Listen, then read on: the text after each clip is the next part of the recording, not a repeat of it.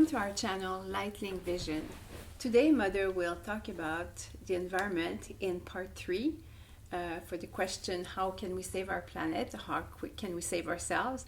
And in part 2, we'll say in my own words, she kind of said that we don't have the humility to see what we're doing to the earth, and the earth is sending us the message that we don't get.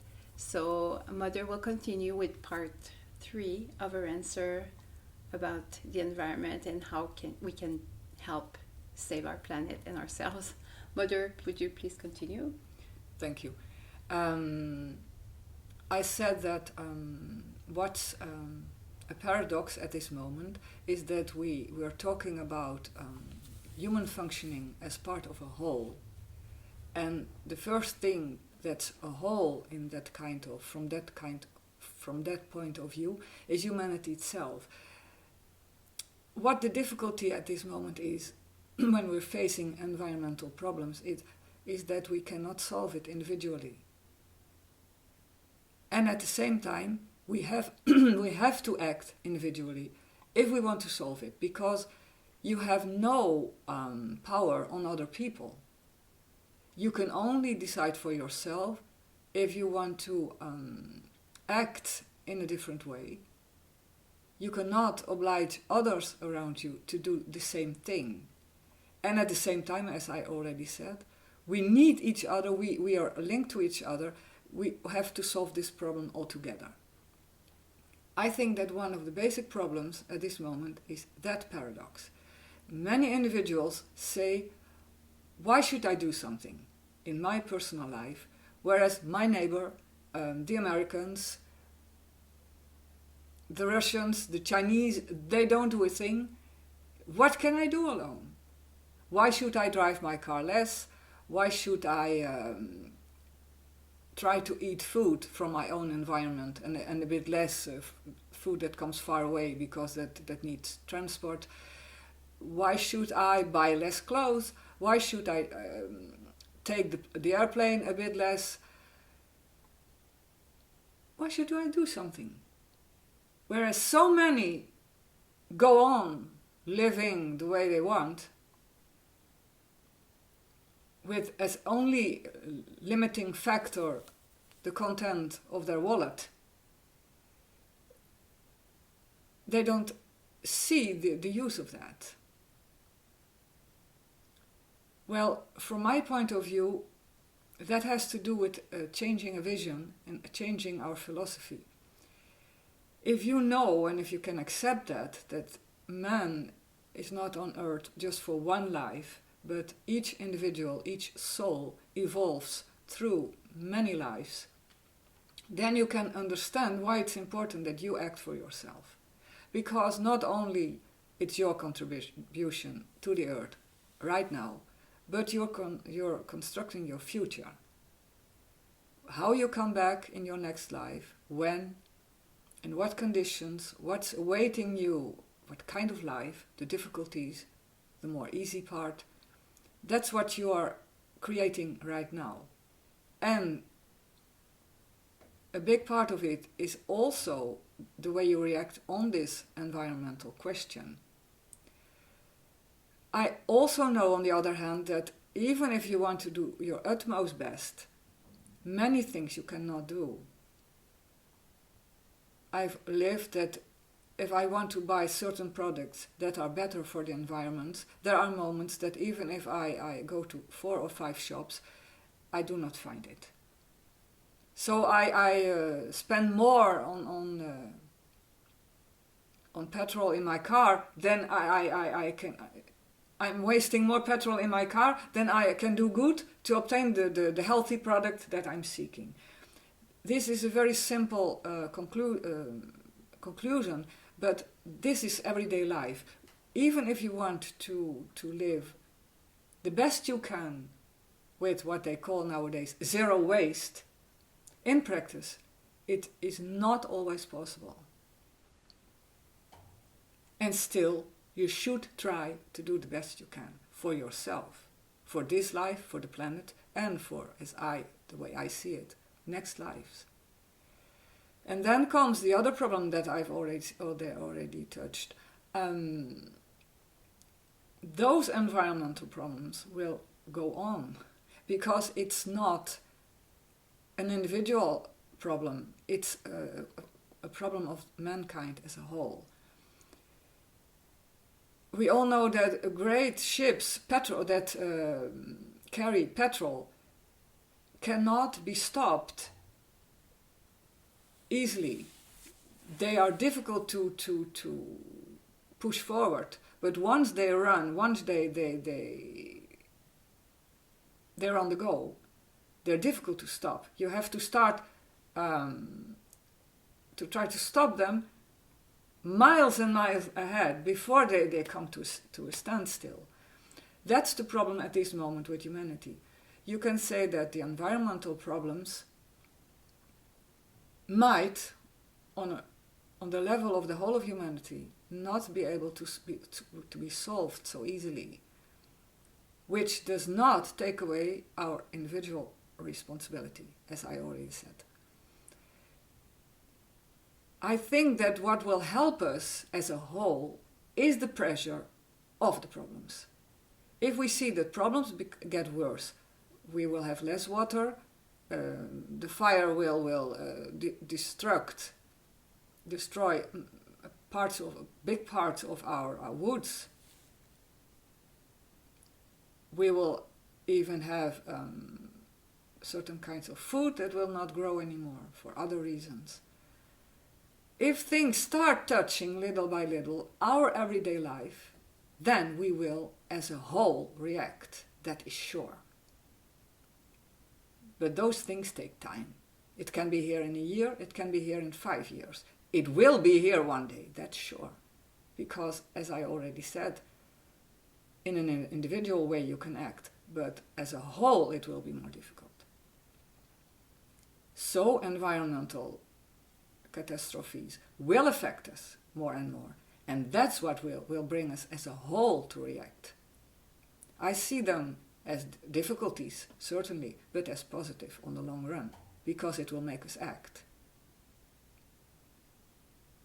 One of the difficulties as we look at humanity as a whole is the fact that, for example, underdeveloped countries will say, why should we change something? Whereas the developed countries have had 200-300 years to get where they are at, and now they have everything. Can't we do the same? From their kind of reasoning, it's perfectly justified. Why should a minority on earth living in Europe, and even not the whole of Europe, what we call nowadays Europe, but the western part, that small part of Europe, certain parts of America, because you can't say all the Americans live in wealth and prosperity. Why should this small part of the earth have obtained in short time, in a relative sense, this wealth, this power, whereas many parts of the world have not until now obtained it and would like to have it? One day I saw a film, I have forgotten the title, but I remember very clearly a moment in that film when there was an actress in a cab, in a taxi, and she said, she was quite famous and wealthy, and she said around her, but everybody wants to live this life. She meant the life of the wealthy persons that can do with their money what they want, and they have apparently no restrictions. She had restrictions on other levels in her life, but she didn't talk about it at that moment. She wanted to say, from an outer point of view, what seems to be an illusion is an illusion that's quite real for many people. That's what they aim for. That's what they would like to have one day. If you have this vision in front of you, you can understand why half of half of humanity, half of the human beings that live on Earth, are absolutely not open to your kind of environmental concerns, and the idea that they should live a materially restricted life to save you. I think that is one of the problems that those who govern this world know from the conversations they have with leaders in underdeveloped countries. They will immediately tell you they are not open for environmental changes unless we, the developed countries, pay for it in one way or another. And in fact, what they think is, why don't you change those who are living in the developed countries? Why don't you change your lifestyle? I mean, if you look if you have a broader perspective, you cannot ask from poor people on this earth, and if you compare them to rich people, the poor are 3/4, and the more rich people is just one quarter of humanity. You cannot expect from the 3/4 of humanity that they are going to bring about the changes, because they will tell you, why don't you do it? And they are still aiming as being poor people for the riches that you have. That is their goal, that is their future, that's what they're working for, that's what their hope. That's their hope. So I think the real problem is situated in the developed countries and the richest part of it. Do those people want to change their lifestyle for the whole? Well, I hope so. But if you ask me honestly, I don't think so. I don't think so. Because I've never seen it. Not in my life and not in history. The only thing that brings about changes is catastrophes that come from outside. So I think it's a utopia to say that 3/4 of mankind that are less rich or even poor will adopt a philosophy of living with less, doing things in another way. That means restrictions, sacrifices. They're not open for that because they're still wanting what you have. And they will not change unless you, who is in the position to have, will change something. And that's what I already told. I don't think you will. Because basically, and that is human nature. And I'm not talking about the soul and divine nature. I'm talking about the human part of man. The difficulty is that when you give something to a person, it is very difficult to get it back. Everybody, in all honesty, knows that.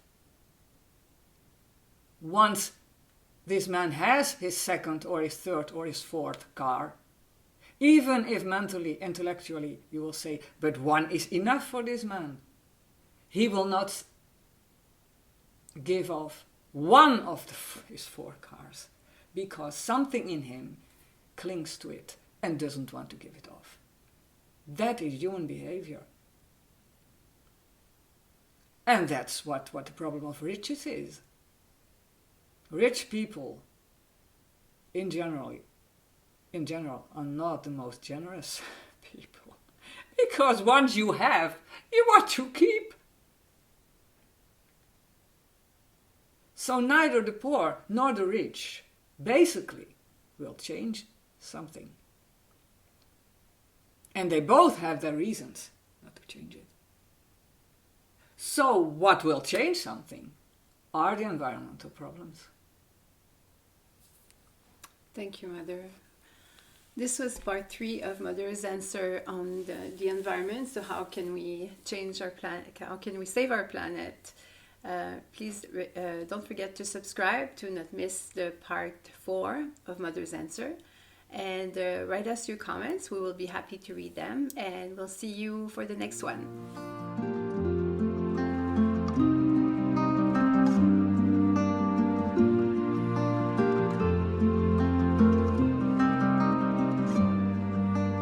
Amène-moi un jour au-delà de ces nuages. Amène-moi un jour en rêve. Amène-moi un jour au-dessus de toutes les vagues. Amène-moi un jour, pourrais-je toute la vie, la trame d'une même histoire, toute la vie, une quête qui se poursuit